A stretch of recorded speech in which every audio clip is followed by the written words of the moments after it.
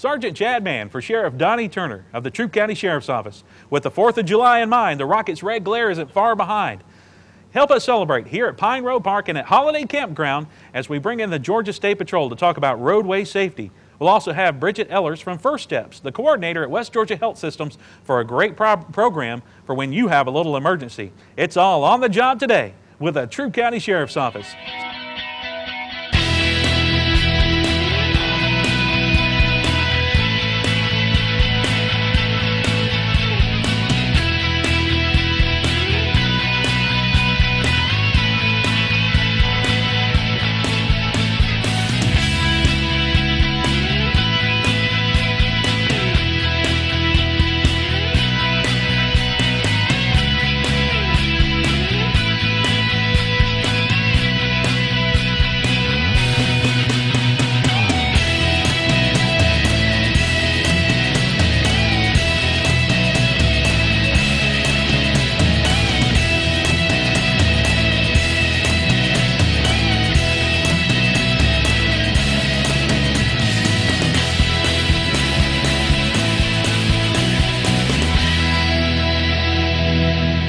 Welcome back. You're on the job with the Troup County Sheriff's Office. Live music provided by End of Days. Special thanks to our guest today. Also on the job with us, Georgia State Patrol.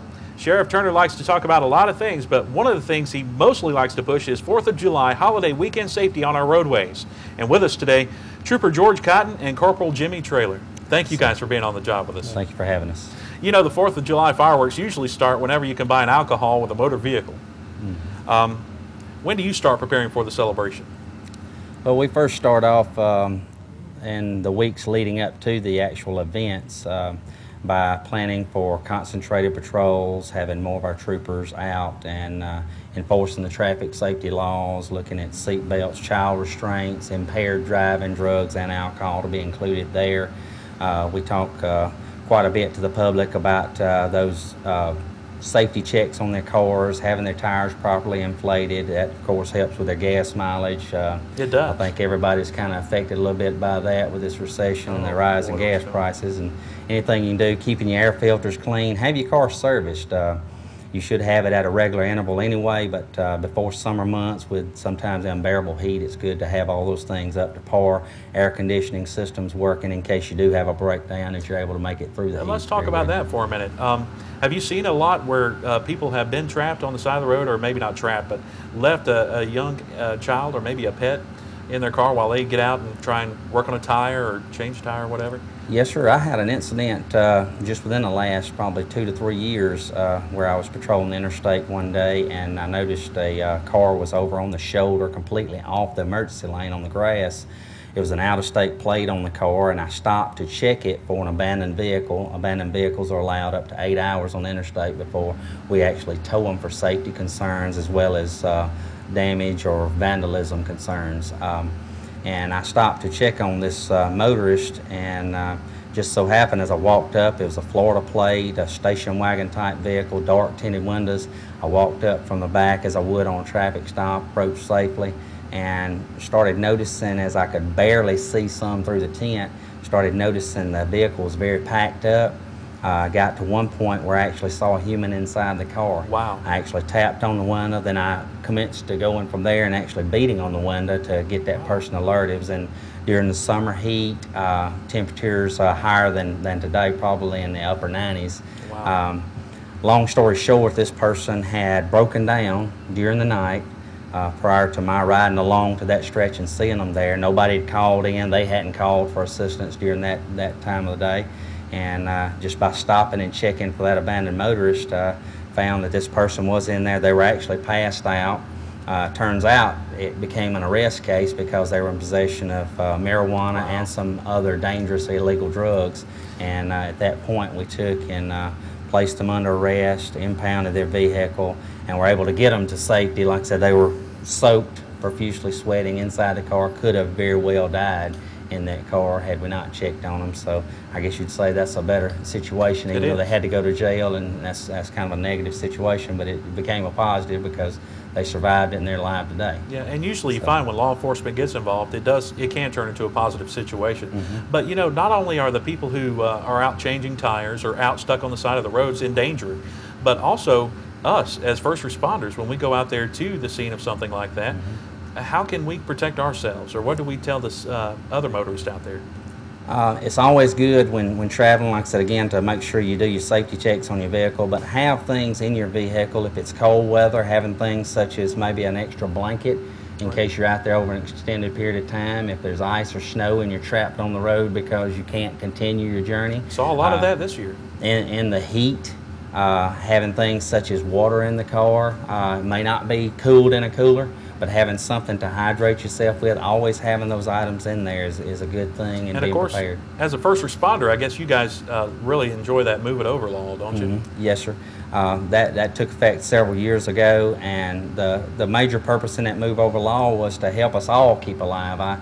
I see on a daily basis, whether it's a traffic stop or just rolling up to assist someone on the roadside, that too many times the motoring public, they want to get close to us. A lot of times they want to turn and look and see what we're doing, when we prefer them not do that. When they see the vehicle ahead with flashing lights, go ahead, you know, 1/8 of a mile, 1/4 of a mile prior to seeing us or being close to us, to go ahead and take that non-adjacent lane and get in a safe location. So if we're out there, let's say it is a situation where we're struggling with a violator, we don't struggle out and fall in front of your car and you run over us. That's so right. That's the thing we want to think about. And I get this question all the time, and I'm pretty sure you do too. The move over law doesn't just apply for that one particular situation, does it? It also applies for emergency vehicles in motion with the lights and sirens activated. That's exactly right. So if you're traveling in another lane toward that vehicle, what should you do? As soon as, like I said, as soon as you see those lights, and the law specifically says emergency vehicles, police, fire, EMS, to include service vehicles such as wreckers and DOT service vehicles on the roadsides, whether they're doing grass details, putting up signs, repairing guardrails from prior crashes or other things, or putting up new, traffic control devices in the area to help with the safer traffic flow. Anytime you see them, go ahead. If there's a non-adjacent lane available, go ahead and take that lane. Don't wait till you get up to where we are and we have to point at you and say, get it over. You know, I want to live, I want to go home today. Go ahead and take that lane. Don't give us a reason to look at you and you just think we're getting on you. We want to live. We want to survive that situation. The people that's there on the roadside, I mean, too often I roll up, they're changing a tire on the side of traffic.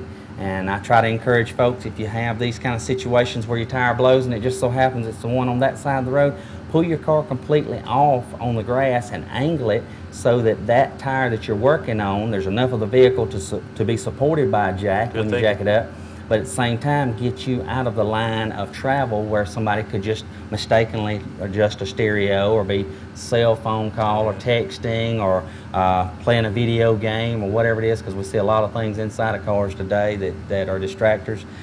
If they have that mishap, they're less likely to hit you. I mean, we just about a month and a half, 2 months ago, we had a situation just north of here where a trooper was out helping a motorist with a tire change on the safest side of the car and still got hit by an impaired driver, and that driver of the vehicle that was out broken down, he actually was deceased from the crash, and the trooper was pretty seriously banged up as well on there. So you can never be too safe when it comes to driving on the roadways. That's exactly right. 4th of July again coming up real soon. Any parting suggestions or comments for our motorists, Troup County? Well, with the 4th, we work a lot with the traffic. A lot of times we're stationed, you'll see some of our local troopers here out of Post 2 stationed here on Highway 109, just outside the entrance to Pine Road Park. We try to encourage folks to remember those road signs. There's signs out there posted, no parking from guardrail to the bridge, to the other side where it's guardrail. Any of those areas where there's guardrail or bridge or a posting, do not park anywhere in those areas. If you park beyond those where there's no signs posted, park safely out of traffic way, a couple of feet from the fog line, not right on the fog line where when you open the door somebody will hit your door. The fog line being the white line on the edge of the road. That's exactly right. But stay as far away from it as you can. We've got good shoulders out there, get off, and when it's time to return your vehicle to leave, remember, this is an event where there's lots of people, and if you're in a hurry, take an extra moment, breathe, get you a cool drink or something, and take your time getting back in your vehicle and trying to be in a hurry getting out and causing a traffic issue, trying to be the first one out. Please adhere to the rules of the road. Please watch for any law enforcement officer. It doesn't matter if they're police officers, if they're deputies, if they're troopers. That has no bearing. Just please understand that these people are here to help you, and they're given direction for a reason, and that's safety.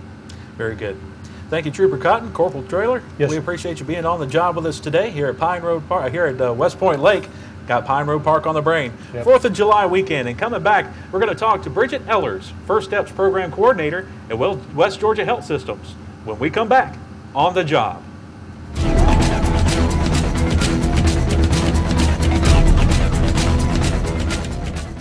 Welcome back. You're on the job with the Troup County Sheriff's Office. I'm Sergeant Chad Mann for Sheriff Donnie Turner.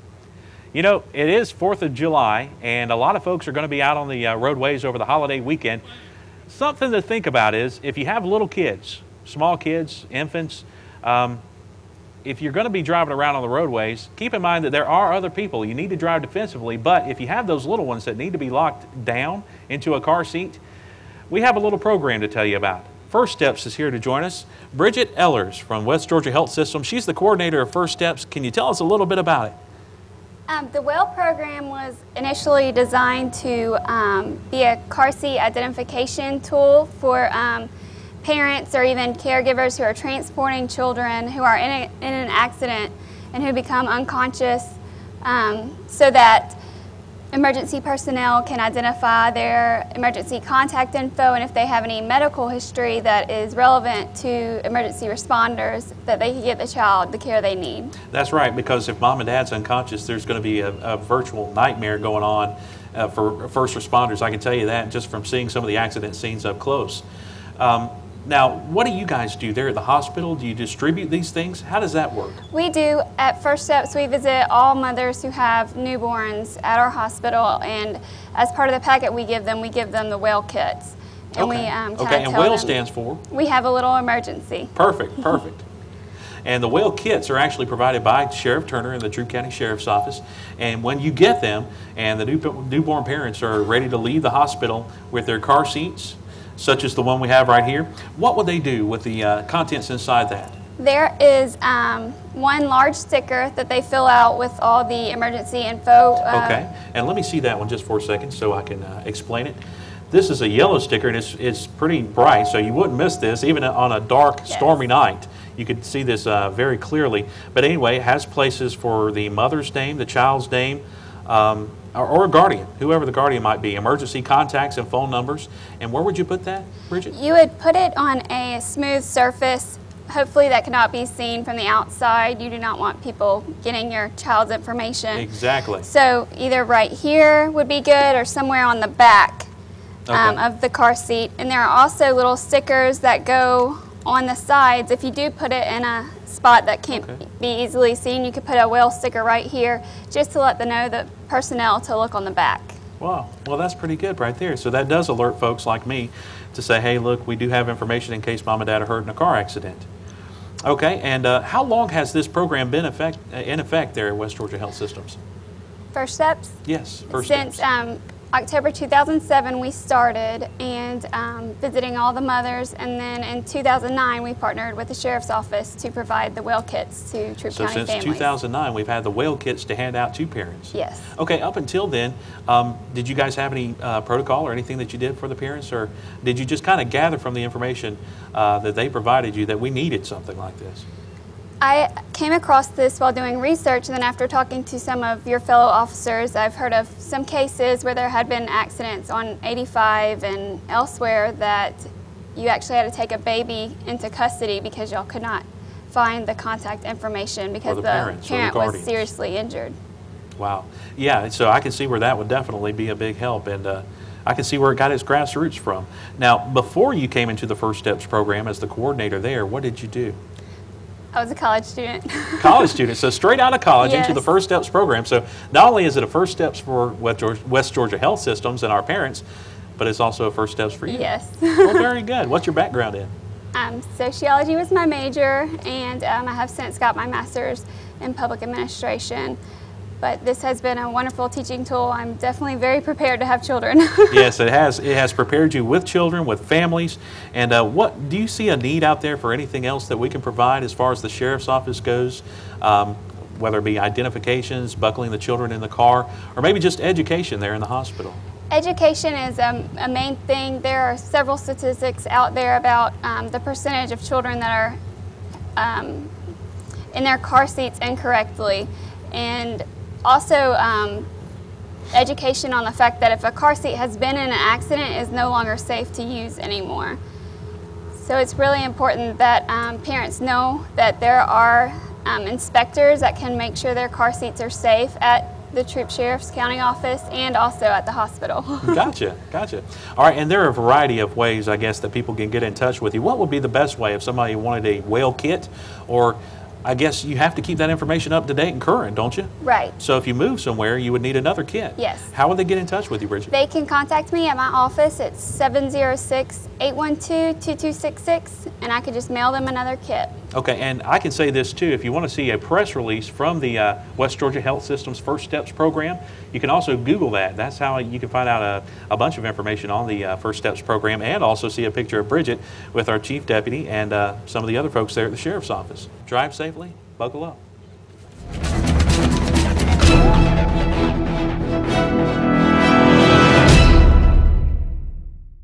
Welcome back. You're on the job with the Troup County Sheriff's Office. And we have another special guest today. You know, for some who serve, they have to pick up from their everyday lives to respond to some type of emergency, whether it be foreign or domestic. And to talk to us a little bit about that today, Staff Sergeant Green from the U.S. Army National Guard. It's good to have you on the job with us at the Troup County Sheriff's Office. Sergeant Mann, thank you for inviting me on this fabulous day, and I'm excited to talk about the Georgia Army National Guard. Yeah, and by the way, he brought a tremendous looking vehicle here behind me. I don't know if you've ever seen a Humvee up close and personal, but this one is up armored. Tell us a little bit about this vehicle that is sitting in the background here. Well, Sergeant Mann, this Humvee that is behind us here on the stage here is a up armored vehicle. This is the vehicle that most of our soldiers are using in Afghanistan and Iraq, and of course it weighs well over 10,000 pounds, and it is a great, fabulous vehicle to protect our soldiers. Exactly. This vehicle can stop up to a 50 caliber round. Some of the IEDs that are being used against our soldiers, American soldiers, this Humvee can keep them safe. Exactly, and that's what we need it to do. It does the job. Let me ask you this too. Now, the Total Force Policy in 1973 kind of reinforced the views that our founding fathers had when they put together the U.S. Army National Guard. Tell us, what is a citizen soldier? Well, a citizen soldier is an everyday average person that is working 9 to 5 in an office or a factory. Also, they serve their nation as a citizen soldier. 1 week in a month, they are put on a uniform and perform the duties that is required of them, such as military police, mechanics, aviation, medical, and a wide variety of fields that is open to any citizen soldier that qualifies to join the Army National Guard. Well, good deal. Good to have them too, regardless of what they do. Now, speaking of functions and things that we perform in society, what are some of the things the U.S. Army National Guard does? I know they don't just serve in the military, but they also serve here, domestically. Correct.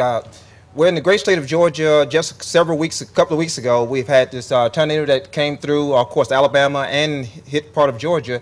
There were citizen soldiers, such as National Guard's personnel, went in and to help facilitate the regular law enforcement personnel for security. There was logistical things brought in, such as communication. Those are some of the things that the National Guard has done, such as the flooding that is happening in Mississippi and Missouri. I saw that. There's a lot of our citizen soldiers that are serving in other states, such as Georgia, that are helping out other citizens that has visited with those hardships or something like exactly, that. Those devastating hardships that they're facing at the present time. Now, I know they had a engineer battalion actually go over there, and they were building basket barriers to protect against the waters of the mighty Mississippi. You guys ever have to do anything like that? Well, unfortunately, I have not had that opportunity to do that. But however, as a citizen soldier, if I'm called to do those, I'm ready to do it. Well, let me ask you this too. Now, if I don't have that kind of experience and I don't really belong in the engineering battalion, just me coming off the streets, are you able to train folks to learn new skills and develop new skills? Well, Sergeant Mann, that is a great question. Now, with the Georgia Army National Guard and with being in the National Guard, of course, right now we only accept high school graduate. They must, so we do train people right off the street, especially the high school seniors and college-bound people. If they want to serve their country, serve their community, they can be in Georgia Army National Guard, and of course we will train them in a wide variety of fields. However, they have to qualify just academically to qualify to see if they are able to learn that particular skills. Okay, now academically to qualify, what would I have to do? Make the grades that are necessary, or would I have to take any extra preparatory courses or anything? Not necessarily. If you're a high school grad with a high school diploma, and you're able to pass an ASVAB test, the Armed Forces Vocational Aptitude Battery exam, if you're able to pass that, and it would dictate what career field that would be most suited to you and that you would most thoroughly enjoy as being a citizen soldier. Are you guys taking advantage of some of the technologies like Twitter, Facebook? Well, that is, for me, I'm learning how to use just Facebook. I have a Facebook account. To tell young men that's the medium that we want to be able to talk to young men and young women about. That's the way they communicate now. And I know they watch YouTube a lot, so they can see these things for themselves and actually get a first-hand glimpse of what you guys go through day in and day out. Yes, and so it builds confidence that they're able to see it and they're actually doing it themselves. They say, well, I can do those things that are required of us as a National Guard's personnel. Wow. And you guys actually have an app, and a lot of people don't know what an app is. But if you have a smartphone nowadays, like the Troup County Sheriff's Office, we built an app just for the cell phone, the smartphone, the iPhone and the Android. And you guys have one too, don't you? Yes, that's the medium that we're beginning to really facilitate being able to talk to the young men and young women about the National Guard. Do you see a lot of people going that way? Because, I mean, even computers nowadays are kind of big and bulky. When you can just pick up a smartphone, you got the internet, you've got the cell phone, and you've got the ability to chat to anybody anywhere in the country or around the world at any minute. Exactly. I do not have to get in my vehicle, drive 20 miles over to Greenville or other places, or Manchester, Georgia, to talk to one applicant. I can just get on my smartphone or my computer or Twitter and be able to communicate with that person. All right. Well, good deal. Any other information you want to pass along, or tell us how we can get in touch with you should we have any more questions to ask? Yes. For me, I am out on the Facebook. That'd be Sergeant Willie Green. And of course, I have an email address and a telephone number.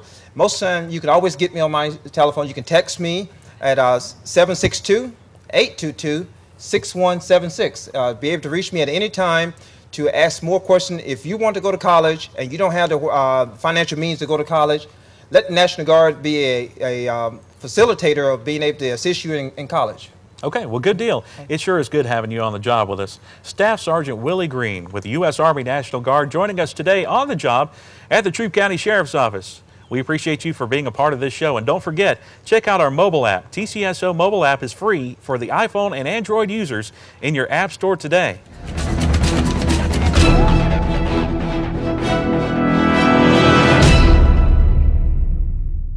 Sergeant Chad Mann for Sheriff Donnie Turner and Chef Donnie Turner of the Troup County Sheriff's Office. Special thanks to the Sheriff. He cooked our hamburgers and hot dogs today for a hot day at West Point Lake. And we've had a great day here at Holiday Campground.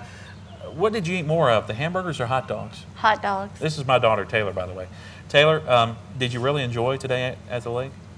It was a hot day, but I still had a great time. What was your favorite part? Did you like seeing the Humvee?